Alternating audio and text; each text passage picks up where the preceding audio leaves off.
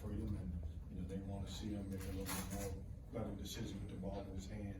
And then obviously one of the biggest things is we want to see can we add some weight, to his frame, during the summer. It's hard to add weight during the season, and during the summer is the best time to do that.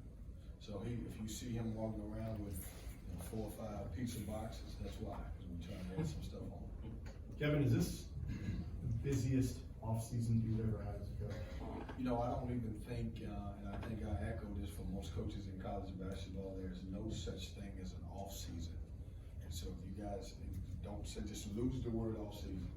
Basketball now has become 365, 24/7, and we're busy. You have so many different situations. You got the transfer portal now that they have to let you know by May 1st. And so then you have, in our situation, we had 2 guys that were in going through the NBA process. That's June 1st.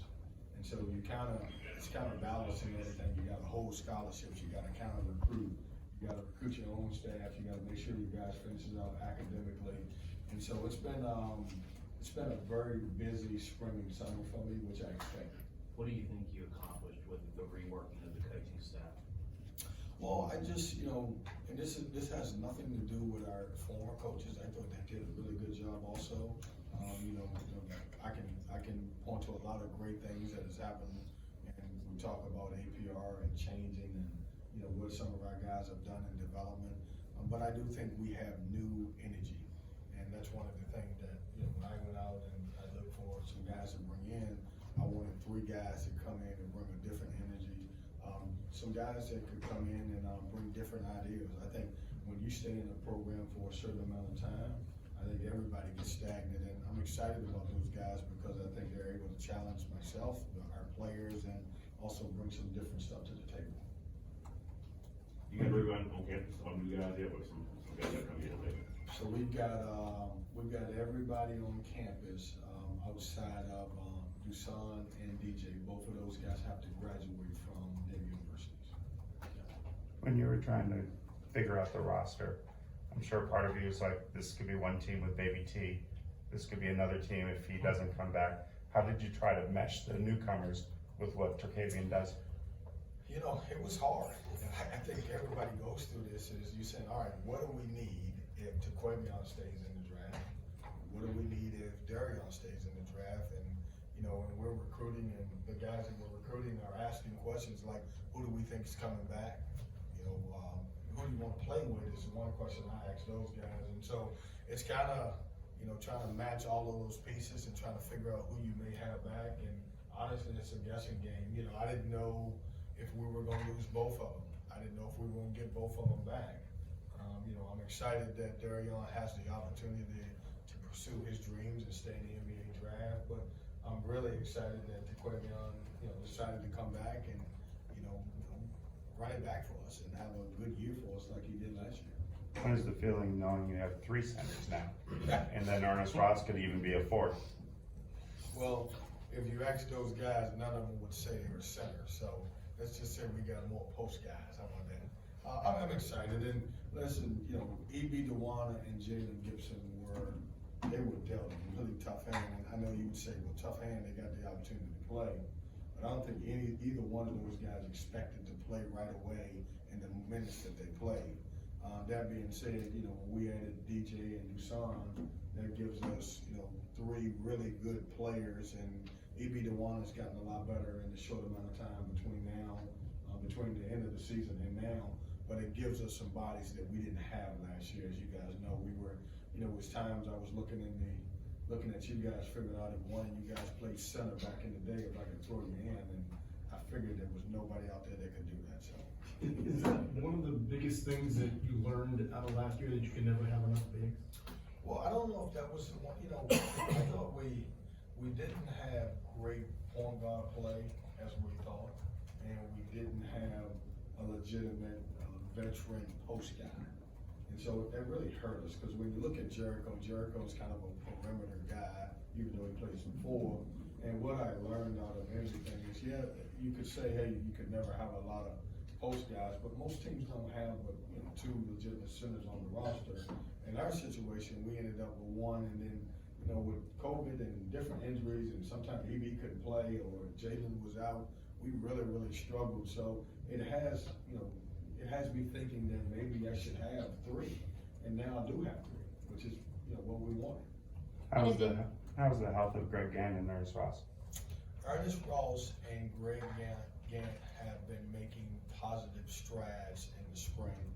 Ernest just got cleared for full contact, and Greg is, because of obviously his time sitting out, he had gained some weight. Now he's back to, I think he's around 219. We want to get him out to 215 where he's more explosive, but both of those guys, we've kind of taken it a little bit slow, but both of those guys will be ready by the time we get to going. By the time we get to the season. Can you speak to just the commitment from Terquavian in this program at a time when obviously the portal is so hot if things maybe don't go right? Well, I think he screams NC State basketball. I mean, think about this. In the portal world, you got NIL, you got a little bit of everything going on, and this young man says, this is my school. I'm coming back. The relationship with Terquavian, his dad, and myself goes back to when the kid was 15 years old. I told everybody, I know everybody will say this now, I told everybody he's a top 100 player. And very few people believed me at that time. He's not very big now, but I think then he was probably about 130, 135. And we offered him, and everybody's like, this kid can't play in the ACC. And even his dad called me back, who's an unbelievable dude. He's like, Coach, did I hear you right? Did you offer my son a scholarship? I said 100%. And so, I think relationships do matter.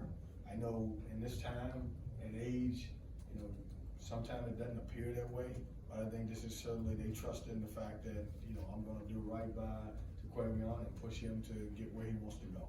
He was already a vocal guy as a freshman. Now going through 1 year in the ACC, going through the whole draft process, you talk to him, put more of a leadership role on him coming back for a second year. It's the craziest thing, Jonas, is when we take him out of the game, the energy on the bench just goes to another level. When he's in the game, the energy on the floor goes to another level. And so we've challenged him to, not just basketball wise, I want him to be, more of a leader. He's really a shy kid. When you get him in here, he may come off as a shy kid, but he's maturing. He's getting better in that part of it. Now, probably one of the most competitive guys I've ever met. If we're practicing, we're having practice, he's gonna be really good. As soon as you say first guy to 10, then he goes to another level. And so I'm trying to get him to be a leader all the time, not just doing the competition part of it. Yeah, so is he ready for that role, like the non-basketball stuff, like organizing pickups, organizing team events away from stuff, like things like that? Is he ready to take on that part? He has no choice. Okay. He is locked in, and he's gonna be the leader, and he's been through a process that most guys haven't been through. He had a chance to sit down with some NBA, officials and talk to them, and sit down with some personnel and get feedback. And I think it's great that what he went through. Is that weird for a sophomore? You say he has no choice to take that role now. He got no choice. I mean, look, he's one of the, I think it's 3 guys that's returning, that played a lot of minutes. That's EB, Casey Morsell, and Terquavian. And when you play the most minutes, you gotta be thrust into the leadership role. Along those lines, having a Jarkel Joyner and then some of the other older players, what is it like knowing that you have adults in the room that basically have been through the wars of college basketball, maybe not at NC State, but they've seen and done a lot? Well, it's really good to be old. And, I know in today's world, everybody tell you the older you are, the better opportunity you have. I'm still waiting for somebody to tap me and tell me that Jarkel Joyner is not real. Because he's, man, you want to talk about a guy who's oozing with enthusiasm. He is a great leader. He's positive. He's the one that's like, hey, I can't wait to Terquavian to come back to have the opportunity to play with him. And so he's been great, but it's really good to have some older guys. At one point we were handing out a bunch of fruit snacks and all of that other stuff because we were so young. Now, I don't want to hand out beer, but don't want to hand it out. Don't print that, just Kevin, do you look at what happened at Iowa State last year at Wake Forest, and jumps that they made because of additions in the transfer portal, and take, solace in the fact that it can be done, you can make a huge jump by adding the right pieces? No, I look back at NC State, I look back at us. I mean, we were pretty doggone good. You know, you look at my first 3 years, we won 20 games and, you know, we did some great stuff and, you know, we could have been some opportunities from NCAA with the net or during the pandemic. We didn't have a good year and we can point to a lot of different things. Ultimately, I'm the head coach, so I take full responsibility of our season last year. But I look back at us and say, how do we get back to where we were at? And was this just a one-off? And I think it was. And we addressed a lot of the issues and concerns that we had. We wanted to go out there, we wanted to get bigger, stronger, and older, and I think we did. And how does Breon fit into this, especially now that he's concentrating solely on basketball? This will be really his first full off-season just concentrating on basketball. How much has he improved and where does he fit in all this? I think Breon Pass will be one of you guys' favorite guys. He plays hard. You know, he's a great teammate. He can really shoot the basketball. Has really matured. I've seen a guy that was a part-time basketball player become a full-time basketball player now. He brings toughness, he brings grit, he can defend, and he's gonna get a great opportunity this year. So I'm really excited about him. Coach, what kind of pressure do you feel going into this next season, considering the one-off season that you just had, and 2020 season as well? Do you feel any pressure at all going into this season? I feel the same pressure that I felt when I was my first year, my second year, my third year. You know, it's basketball. I'm the coach, and you know, I think you guys know my background. I don't like to lose, and never really been part of losing, and I don't want to make that something that happens all the time. But I don't feel any more pressure than I did when I took the job. When I go into a program, I want to come into a program, I want to win, and we want to be great in every area, and we have a lot of things that we got to get better at. Do you have to talk to the guys and not let them pay attention outside noise, saying, oh, this is a critical year for your coach? And, you know, kids read and hear things. How do you, I guess, let that not be a problem to them? You know, Aaron, I don't know if they, it's so funny, the things that we think as adults and coaches that kids buy into, I don't think that they buy into as much. I think our guys understand, a lot of the guys that we went out and recruited, they understood our situation. They understood what type of program they were coming into, and they didn't look at that just that 1 year. They looked at the whole body of work. And when you look at, Jack Hale, and you look at Jack Clark, and you look at DJ and Dusan, they were like, Coach, we just want to get back to winning. We want to win, and we want to have the opportunity to advance this program. And so I think our kids are completely blocked out about outside noise and, just trying to figure out how they can be the best version of themselves. In terms of the big picture, what did you kind of learn about navigating what the portal is like now? Because it's changed, NIL's changed it, agents have changed it. What do you kind of learn from that? How do you approach recruiting high school players maybe differently? What do you see the changes of how you put together a roster now? Yeah, I think it's going to change, JC, from year to year. And it wouldn't be fair to me, because some coaches I've heard the statement that I'm not going to recruit as many high school kids, or I'm going to concentrate on portal kids. That's not the case with us. We're going to recruit high school kids, we're going to recruit portal kids, we're going to recruit guys who transfer, and the biggest guys that we got to recruit is our entire roster every year. It's changed. It's changed because guys can leave whenever they want to. And I said this before, we lost some good players through the transfer portal. I'm excited for those guys. No regrets, no ill will. But I'm also excited that we were able to go out and get some really good players to come to NC State through the portal. So, portal gives and takes away, and then you get some back. So I'm excited about it, and I don't think it'll change anything. I think it depends on how your roster looks and what do you need going into that season. Maybe since Omer Yurtseven, you have a low post guy that you can dump the ball to and run your offense through with DJ Byrne. What is it about his skill set, say 12 feet and in? Man, he scores. Goodness, he can score the basketball. And you think about this now, 20 minutes, what was it, around 15 points a game for 20 minutes? Just think if I can get him to, 30 minutes, maybe you'll average 25 points a game. Don't print that in. DJ will be texting me, telling me he's gonna play 30 minutes and he's gonna score 25 points a game. No, this is a young man, that signed with the SEC, went to Tennessee, went out of school, came out of high school early, and then decided he wasn't ready.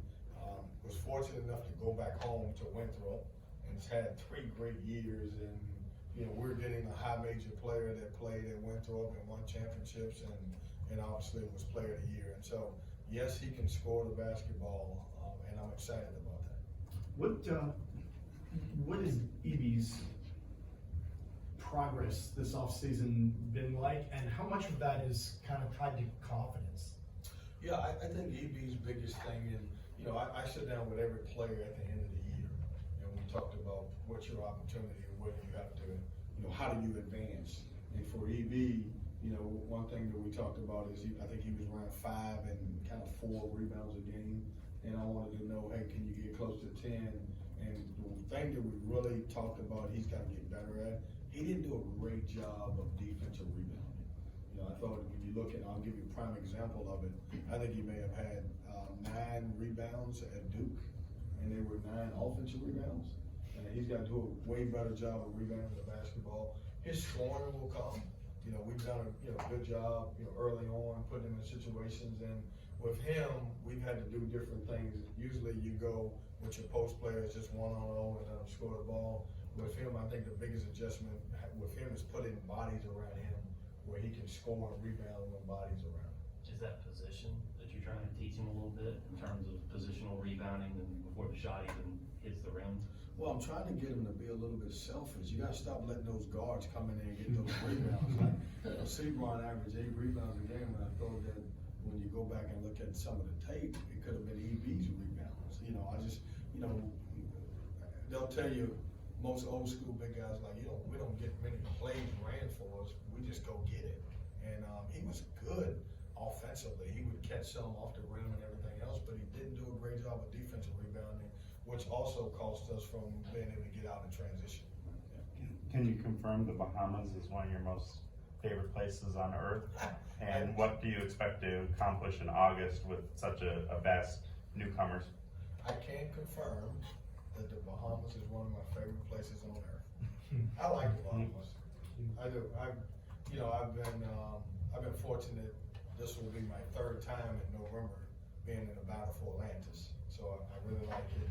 We decided, we were looking at foreign trips and we didn't want to travel long ways. And so we said, we're going to go to Atlantis. And here's one of the reasons why, when you take those foreign trips, you do it so you can obviously get 10 practices. With a new team and so many different pieces, we need the practice time. But it's also a major bonding piece. With teams that bond off the court, usually play well on the court. But I don't know if you guys know this, and you probably don't. I'll give you a secret. When you play in those MTEs, you don't have fun as coaches and players. You're in the ballroom, you're in your hotel, you play a game. So it's like, all right, we're gonna go to the Bahamas, and these guys are gonna have a chance to finally to go down the lazy river and the slides and have a good time and play a couple games and come together. Instead of in November where they like, man, we didn't even know we were in the Bahamas. Like, we played in a couple MTEs the last couple years. A lot of this had to do with COVID, but at the end of the day, we were coming into the back entrance. We didn't know. They never seen the front of the hotel. And so we decided, hey, this is a good place for us to go have fun. That sounds rough. Yeah, it really was. You have one more scholarship to use. What traits are you looking for and what you want to fill at that spot? Yeah, we're trying to figure out, where do we go with that? We've got some good pieces, and we're gonna be very patient and try to figure it out. And I know that's weird because I'm telling you, be patient in the middle of June, but we're not the only program that still has a scholarship or 2 available. We just want the right fit. If we can find the right fit, then obviously we'll bring somebody in the program. One more for Coach. The fluidity of this situation with transfers, has your experience with prep coaching helped you more than maybe you thought it would? Man, I knew I was gonna give me one softball question. Yes, sir, that's good. No, look, if there's anybody that's not bothered by turning over a roster, it's me. Like, I get it. And, I understand the world that we're in as far as transfers go. And so, it doesn't bother me, as long as we go out and fill the needs that we have and get some really good players that can come into a program. So, I've actually been excited about the recruiting part of it, and, you know, going out there and meeting some new guys and talking to some new families, and obviously being able to, you know, share NC State and our program with everybody else, but I'm okay with it, and I'm ready for the challenge. Is it similar? It's very similar. You know, at Hargrave, we would bring in a whole different 13 every year. At least I got at least 5 or 6 back. So I feel like I'm not completely changing, but it's very similar. Thanks, Coach.